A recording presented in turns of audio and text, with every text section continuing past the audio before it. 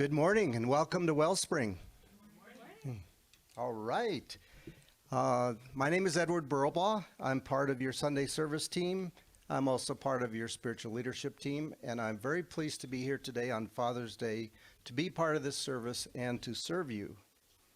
We do have a few announcements, and while those are coming up, I want to remind you that this unclaimed pen is still up here, the one from Planet Fitness. If you recall, it says judgment-free zone. Sorry, is the joke getting old? No. Okay. We are in a judgment-free zone. There you go. All right. Where are we? Yes, early birds. We are still meeting on Sunday mornings via Zoom. And the link is in the weekly email, and it's on the website. And I might add that because Brenda was in rehab, I think our weekly email didn't go out last week, but it will be returning. So don't fret. And Brenda is doing well. So we are very pleased with that. Yes. Woohoo. Yes. All right. Our upcoming speakers. Next Sunday, I'll be speaking. And then July 3rd is Reverend Kamatara. I guess we may have a freedom and 4th of July kind of theme. And then on the July 10th, I'll be speaking again.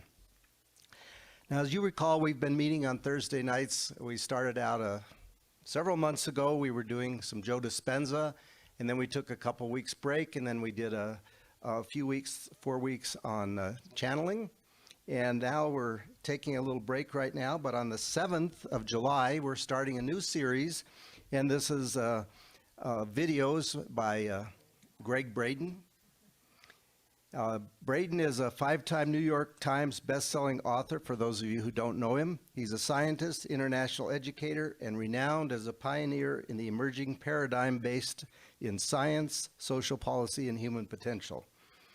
So what we're going to do is we're going to have a short video, and then we'll have a discussion. There'll be a little more discussion on this than we did with the Joe Dispenza work, because the videos, we're going to make sure they're only like a half hour. And the first 4 videos will cover the 7 Essene mirrors, and then we'll add 4 other weeks of other topics. I know there's 7 mirrors, and there's only 4 weeks, so we might cover 2 in a couple days.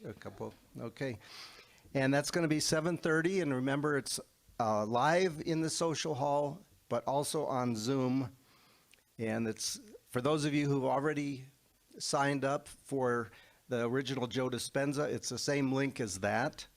We've just renamed it to be Greg Braden through the power of technology. If you need more information, you can talk to me via email or in person, or Cleona.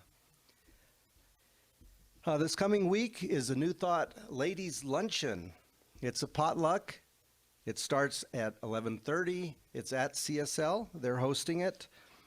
And you might want to get there a few minutes early to bring whatever you're bringing. So I think the next is our invocation. Is it not? Yes. So let's just take a moment on this day that we celebrate fathers. We celebrate the male side of God, if there are sides to God. We just know that the divine is here today,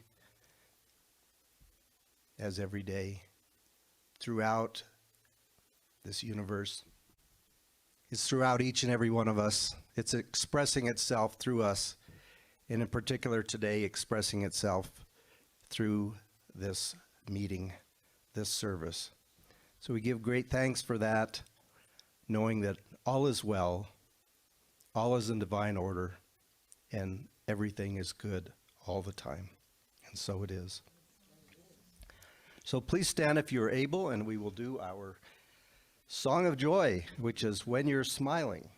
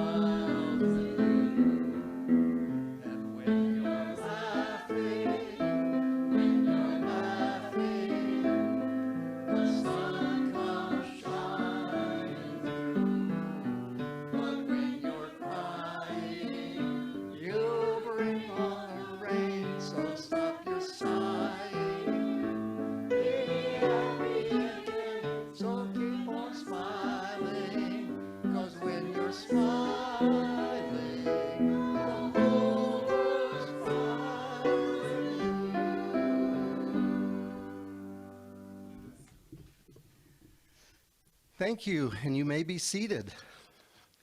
Let us read together our vision, our mission, and our affirmation. Our vision: to elevate spiritual consciousness in our world. Our mission: to support individuals' spiritual quests through celebration, study, counsel, loving fellowship, and service. And our affirmation: as the summer heats up, I am replenished with the healing waters of love and kindness for myself and others. My faith buoys me to be a font of compassion in tough times and in joyful times. I flow with the divine expression that is my life. And now we have our guest musician, who to most of you is very familiar, right? Melody Burns. Thank you.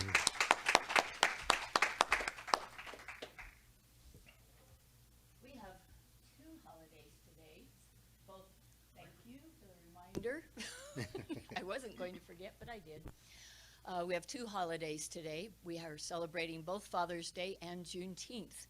So I would like my first selection of music to honor Juneteenth. This is a medley of 4 songs, and if you know any of them, you're welcome to jump in and sing along.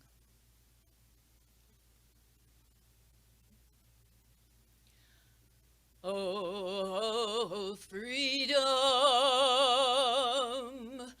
oh, freedom, oh, freedom for my soul, and before I'll be a slave, well, I'll be buried in my grave. I'm going home to my Lord and be free. Well, I woke up this morning with my mind stayed on freedom. Well, I woke up this morning with my mind stayed on freedom. Well, I woke up this morning with my mind, and it was stayed on freedom. Hallelujah, hallelujah, hallelujah, hallelujah, hallelujah, hallelujah.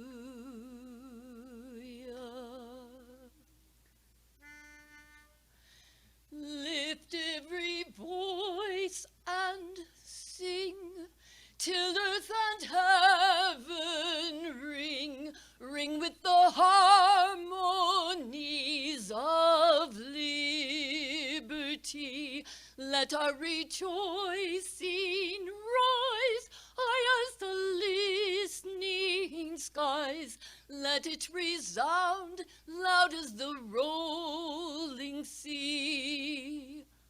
Sing a song full of the faith that the dark past has taught us. Sing a song full of the hope that the present has brought us. Facing the rising sun of our new day begun, let us march on till victory is won. God of our weary years, God of our silent tears, thou who hast brought us thus far on the way, thou who hast by thy might led us into the light. Keep us forever in the path, we pray. We shall overcome. We shall overcome.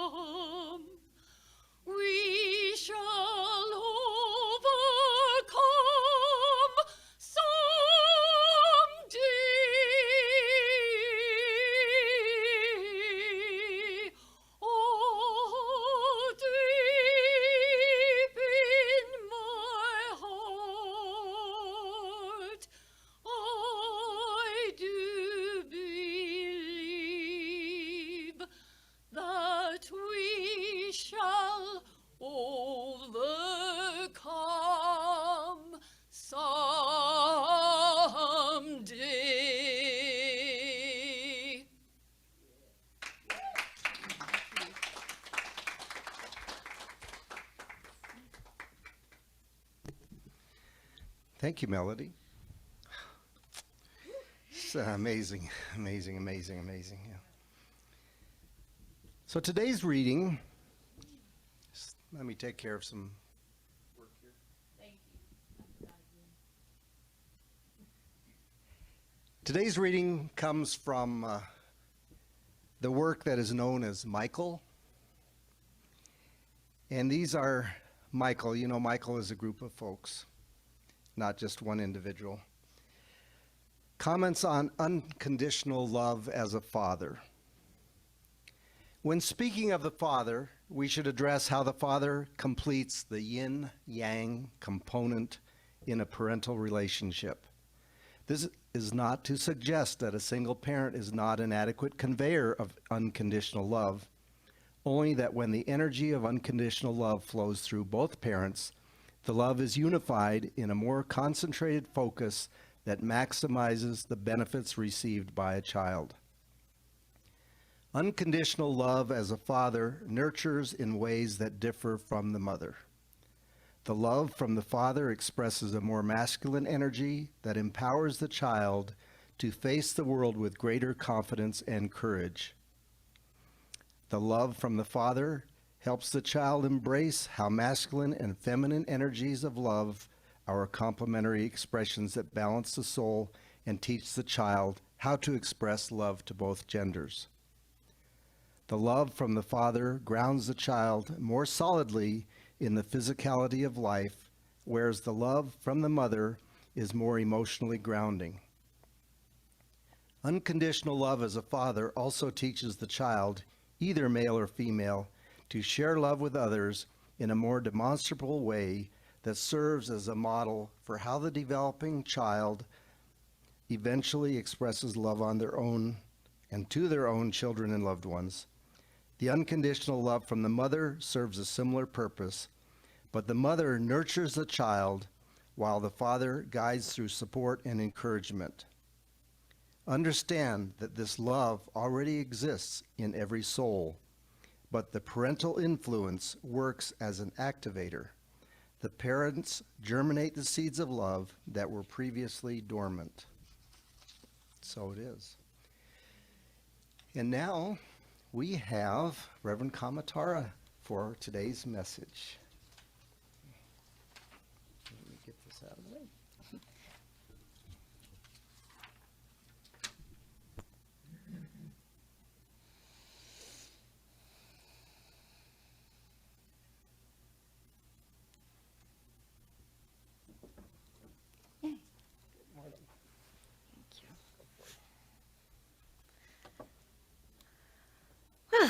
Good morning, everyone, and thank you so much, Melody, for the powerful selection of songs and your amazing voice. That was stunning, and for the perfect reading about Father's Day. Today is a double celebration. We get the liberation, and that's just really important, and a lot of folks don't know a lot about June 19th, so hopefully I'll do some reading about that or join in a celebration today and learn more about that.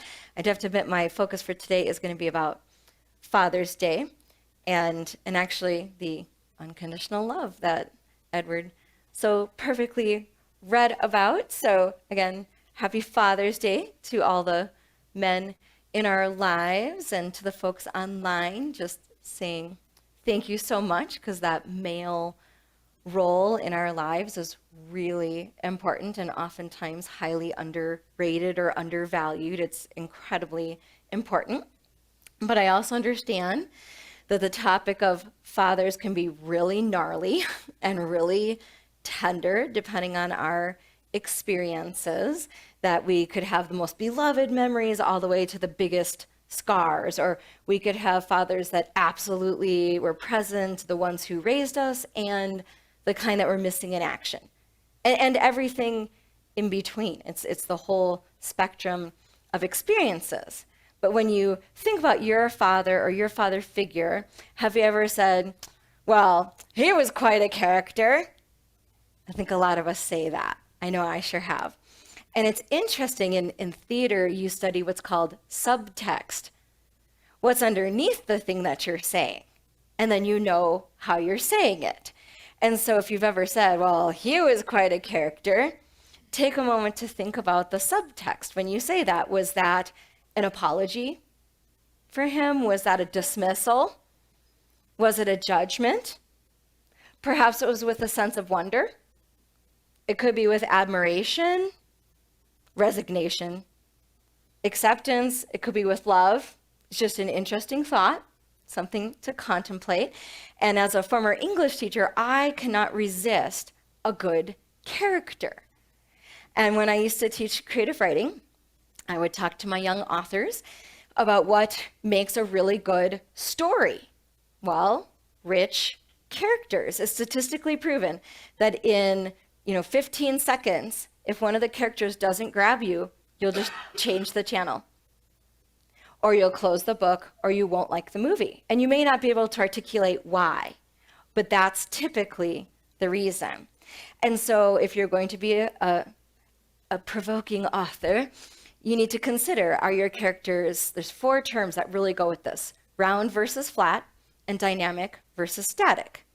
So looking at round versus flat, in a story, you do need some flat characters. They're one-dimensional, they're one-sided, they're kind of stereotypical. They might be called stock characters.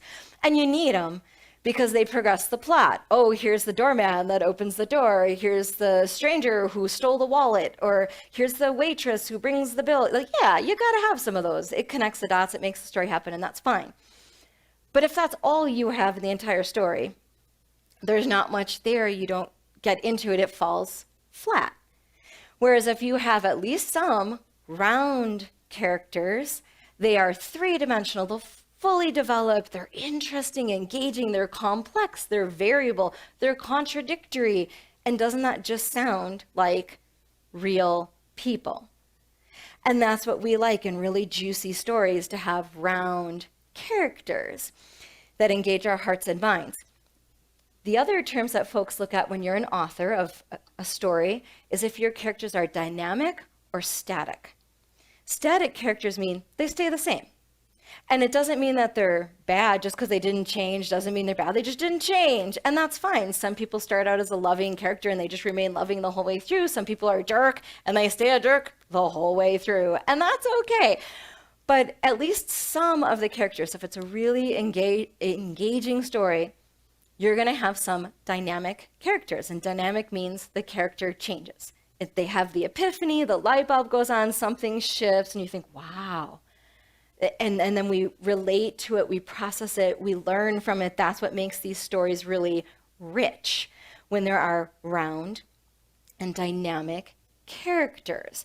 And there's a chicken or the egg question that comes up in creative writing. Does plot drive the characters, or do characters drive the plot? So if the plot happens, then it makes the characters do these things, or do these things happen because the characters bring what they bring to the table? Now, we're in New Thought, so you might know which way I lean. I lean more towards character driving the plot, because we tend to believe, I have my beliefs and I know who I am, and yes, life dishes up some plot to me, yes, but I get to decide what to do what happens next. So, and we even have some fabulous quotes when New Thought tradition reaches back to ancient wisdom. Our dear friend Lao Tzu, the ancient philosopher, mystical fella from ancient China, you've maybe heard this quote before. He says, watch your thoughts, they become your words. Watch your actions, or watch your words, they become your actions. Watch your actions, they become your habits. Watch your habits, they become your character. Watch your character, it becomes your destiny. So here's an interesting challenge, should you choose to accept it.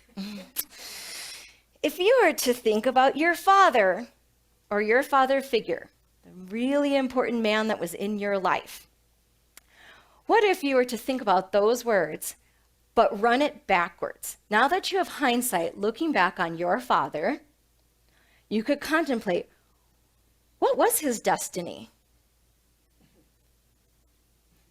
And then to contemplate, what was his character? How would I characterize him? and to contemplate what were his habits, and then to contemplate what were his actions. And you might even think about, well, what were his words? And you could go even further to perhaps extrapolate, so what do you think were his thoughts? That would be really fascinating. Later this week, you've got a little time if you want to go a little deeper with your father. That would be a very interesting exercise. But what I really want to do today, in a similar ballpark, is to think about, do you have a certain story that you tell about your father where he's the character? Do you have one story that just kind of encapsulates, here's this guy? We tend to. I know I have like a little short story collection of my dad's stories. And it's really interesting to consider those stories that we tell about our father. For us to think, when I tell that story, is it just kind of one-sided? Is it one way? Is he just kind of a flat character? Is he static? And oftentimes especially after folks have passed and they're in, whatever that next adventure is, it's very common for people to either vilify that person, to, I'm just going to tell this one story about how awful he was and he did this thing, and I'm just going to hang my hat on that, this one story. Or they'll sanctify someone and make them out to be a saint. Like, oh, he was so loving and generous and all the things. And it's like, well, are people ever really just one way? It's maybe a little more complex. And it's not to undermine anyone's story or the things that you experienced that may have been heavenly or may have been a little slice of hell. But I think most of us, if we might take a little bigger view, we probably experienced the whole spectrum of that. So it might be interesting to just consider, are the stories I'm telling just one way? Or might I open up a little bit and consider, how was my father really varied and complex? How is he around character? And another interesting question is, how did my father change over the years? Did you get to witness different incarnations of this same amazing person, for better or worse? There's no judgment. Just, were there any changes? Is he a dynamic character? That's really rich and interesting to explore. And when I think about my own amazing dad, he was very complex and contradictory and changed many times. I'm super humbled to have experienced many different incarnations of my amazing father. And I know he worked incredibly hard at his job that made him completely miserable. And he loved us so much that he worked at this horrible job. And that, yes, he would come home and just be sleeping in his chair, and he'd be, drinking and smoking and yelling and frustrated and all the things, but self-medicating and trying to survive and hanging on by a thread, but always providing for us. We never, ever went without. And regardless of what, crazy hootenanny that was going on at home and things that, may have been terrifying in the moment, I never questioned that he loved us. That's rich and complex and contradictory and all the things, all his messy goodness. But I didn't understand that when I was younger. When I was younger, I very much was like, oh, well, he just comes home from work and he sleeps in his chair and he smokes and he drinks and he does these things and he's so lazy, and all the stories, right? Kids can be so judgmental, and don't I know it, because I was. And then when I was 21 and I got my first job out of college, and I became a teacher, and he was a school teacher. And that first week, I'm 21 years old. Just a spitfire of energy, and crazy teacher, and I was so gung-ho. That first week of my first professional job just destroyed me. I felt like I got run over by a Mack truck. I was exhausted, I was crying, I didn't know which end was up. I called my dad right away and I apologized. I had no idea what you were going through in all these years, I thought, right? Because the story I was telling about my father was too small. It was one-sided. It didn't honor the complexity of who he was and his experience and all that he was going through. And thinking of him as a dynamic character, I was honored to see so many changes that happened for him. Luckily, thank you God, he got to retire early.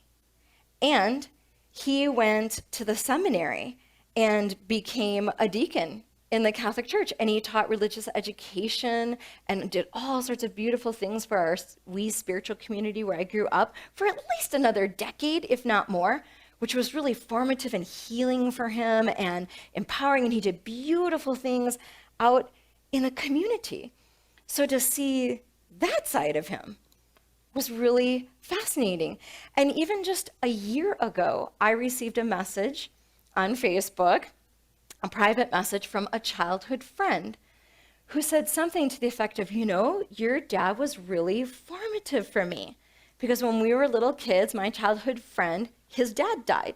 He had no dad. And I didn't know any of this. He said, your dad was so supportive for me. We talked a whole bunch of times. He helped me to be okay through these hard times. And he even helped me to stay connected to my faith. And I thought, wow, I had no idea. And what it came to me is that, yet again, I needed to open up the story that I was telling. The story I was telling was too small. That both experiences of my dad happened at the exact same time, and at times positive, at times negative, like the whole thing. And both stories are equally true at the same time. And both experiences of him were equally formative for my childhood friend and for me. Because if I'm going to be a more mature storyteller, I need to tell a bigger story that honors all the ways that he shows up and not dismiss things because I want it to be a certain way. Like, no, all of that was equally true. So it's something just to consider this week. What story or stories do we tell about our father or father figure? Is it merely one-dimensional? Is it flat? Is it static? Or can we honor all that this person was and really allow him to be real, to let him be the character that he was? And a juicy little extension of that is perhaps, can we apply that concept to ourselves as well? Can we have permission to be human and varied and complex and allow ourselves to change and grow and be round and dynamic characters, that we aren't just one way? To think about the stories we might be telling about ourselves, or that others might be telling about us, because certainly if you have children, we know they're telling those same stories about us. And just being open to that, because you're quite the character too. So those are the heady concepts, but you know I'm a practical kind of girl, so we have to get to something practical here.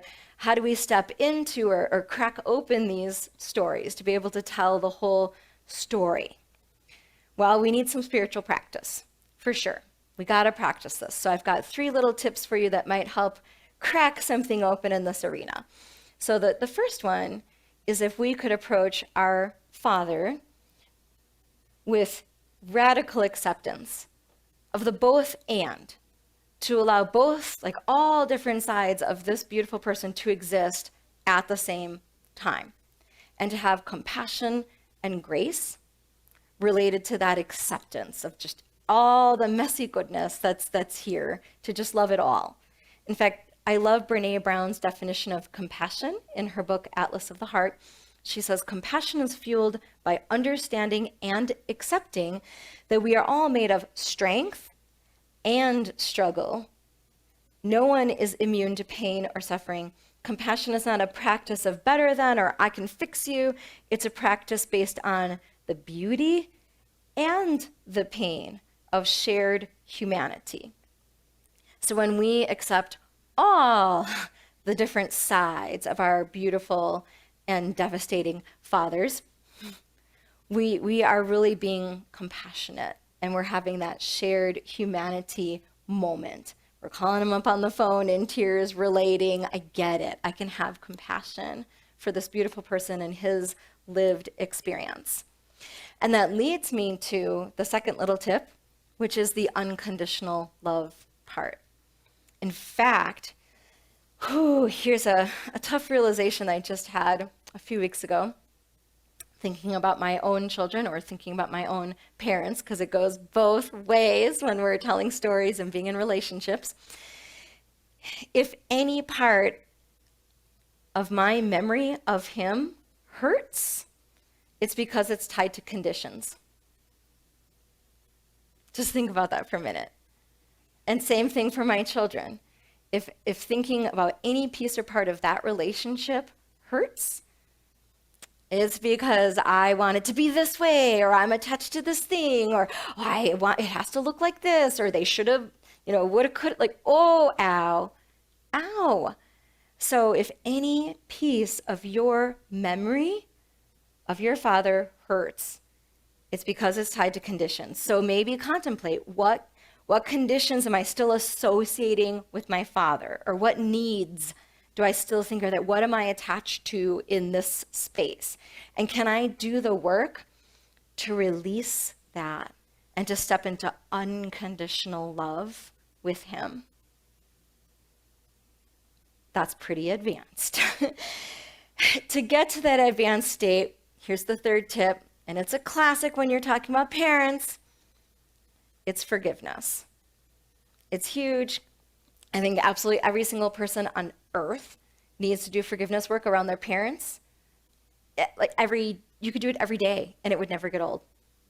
Even when I think I'm clear, there's still even more to unpack and forgive, whether it's me thinking about my parents or me thinking about my children, or I pray to God, my children thinking about me.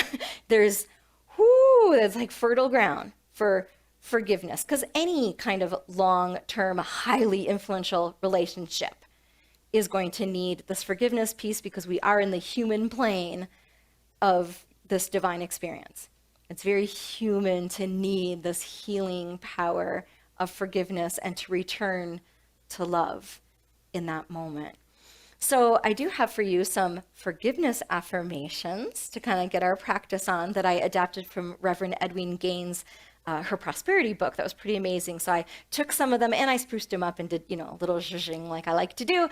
And when Dr. Edward posts the video, I'll make sure that these are in the description underneath. So if you'd like to try these on at home, you could. But we'll just do some forgiveness affirmations here. And as I read them, just feel if anything kind of touches your heart or jumps out at you, then maybe that might be a good phrase for you to take into your practice this week. All right, and some of them are for me, some of them are for others, but it's like, these are some powerful phrases, so I'm glad you're sitting down. All right, here we go. I forgive myself completely for every mistake I have ever made. I know that's a whopper, but it's a good one. Here's another one. I forgive others, knowing that we all did the best we could at that time. There's a lot of bank in that one. I let go of guilt, blame, shame, judgment, and hurt. I am free of condemnation for myself and for others. And here's just a big old blanket statement you could probably say every day. I forgive my parents completely. Simple as that. And here's some follow-up ones that might help you to do that. I forgive everyone who did not give me the love and attention I desired. I forgive all who did not do what I wanted or thought should happen. I forgive myself for my unconscious behaviors of the past, and I forgive others theirs as well. And then, of course, to really own the forgiveness piece, I allow myself to feel forgiven and to move forward in life. And finally, I am in a constant state of being forgiven and forgiving. So I own my harmony and my balance. And honestly, if you were to do even a handful of those, even just one of those, every day for a week, rocket fuel. I'm just saying, amazing things will shake forth. And maybe if you really feel courageous, pull up on YouTube Karen Drucker's version of the Ho'oponopono song, and it's that forgiveness chant that's just mind-blowing, and you'll do some deep sea diving for sure. Just saying. Okay, bottom line is we are going to have compassion for Dad and for ourselves, to accept all that makes up this interesting character and the relationships we got to experience, all the plot that wound up happening, and to offer unconditional love and forgiveness as much as we can handle. And above all, to be aware of the story that we're telling, so we can allow him, ourselves, others, to be fully authentic, round, and dynamic, to live large as the outrageous characters we all are. So thank you, Dad, for being quite the character. All right. Whew, let's take this to prayer. Prayer positions. No, just kidding. Nice deep breath, getting centered, dropping down and into that beautiful heart space. And there it is, that wonderful shift from the head to the heart. That space where I can tap in to the divine that is always present, should I but open my awareness and know that I am an expression of that one loving source. I am aligned with the divine that is the presence and power within. And because I am, you are, we are the place where the divine shows up in the here and now. I know that each one of us has access to all the qualities of the divine, whatever it is we wish to bring forth. And so in this moment, I invoke the qualities of the divine that are so helpful on this beautiful Father's Day and on this Freedom Day of Juneteenth. I bring forth compassion and grace. I bring forth the courage to step into forgiveness. I bring forth the courage to release any of the conditions, attachments, crazy stories, limited beliefs, all the junk that comes up, all the obstacles and barriers and things that just feel crunchy and hard and difficult about the men in my life, my father figure, whatever it is. I bring all of that forth and surround it with unconditional love and that healing balm of compassion. And I have the courage for forgiveness and release. Letting go of any conditions that hold me back from experiencing the full character of the beautiful men in my life. And I step into that unconditional love for all the experiences I got to have with the influential men in my life. Knowing that all of it is really important and formative and a huge blessing. And so with heartfelt gratitude for this time to reconnect to the truth, to tap into these divine qualities I can bring forth, and to tap into healing and forgiveness and compassion and grace, I am so grateful for the bounty that comes out of this reconnection with the truth. And I give thanks for all the beautiful relationships we have in our life that are so formative. I know we are divinely guided and blessed every step of the way. So knowing that all is well and that we all are these beautiful divine characters in this fabulous experience, I let it go and let it be. And so it is.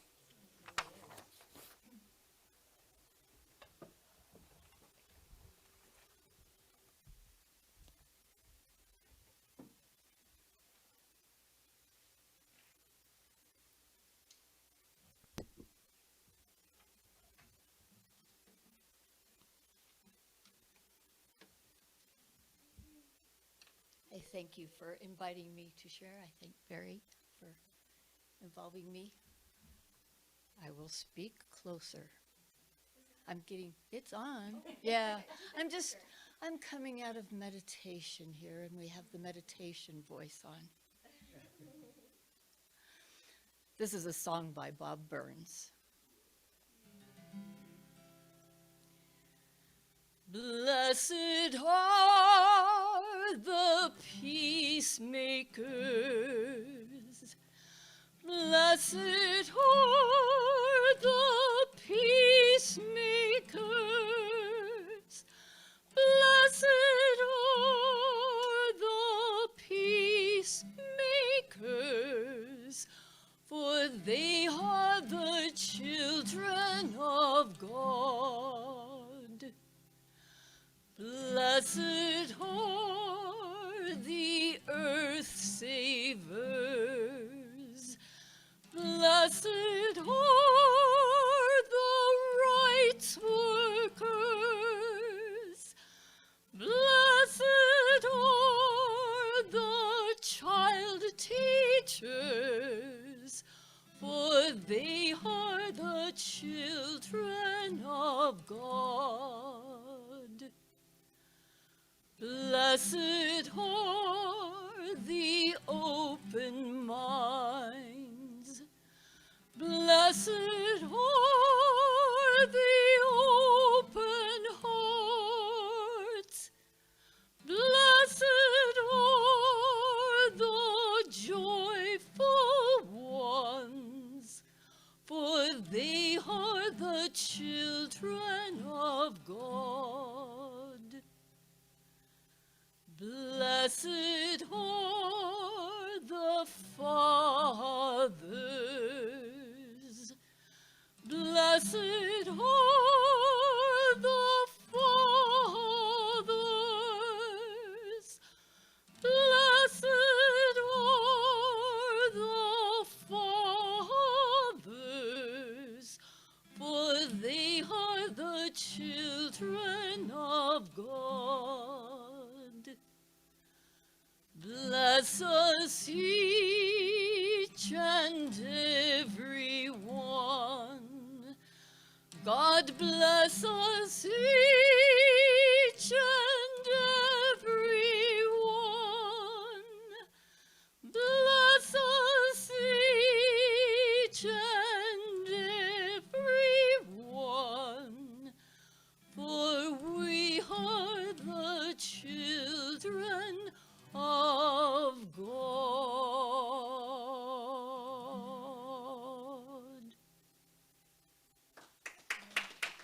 Thank you.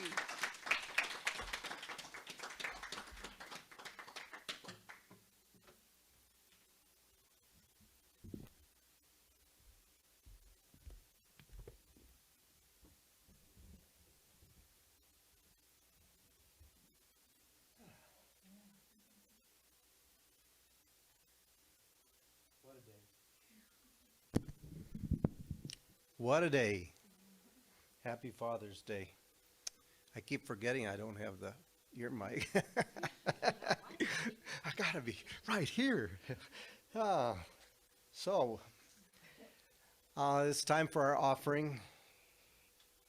And as we receive, we acknowledge our virtual and in-person gifts. We give thanks for the offerings that have already been given and those we will be receiving, because we know that giving and receiving are both of the one flow. We affirm that we are also part of that flow, and everything that comes through us is multiplied and extended through our entire community. And so that is. There are a number of folks who have contributed to today's production. We're grateful for their service. And we thank the rest of you. We thank everyone for joining us today. Lastly, stay around in the Zoom meeting to visit while the rest of us go over to the social hall and have some coffee and treats. Oh. We're having German chocolate cake. Yeah. All right. Yeah, you got it. So please stand as you are able and read with me the benediction, followed by the peace song. Spirit in the midst of us is mighty. Joy, peace, and eternal life are our true nature and flow through us into the world, and so it is.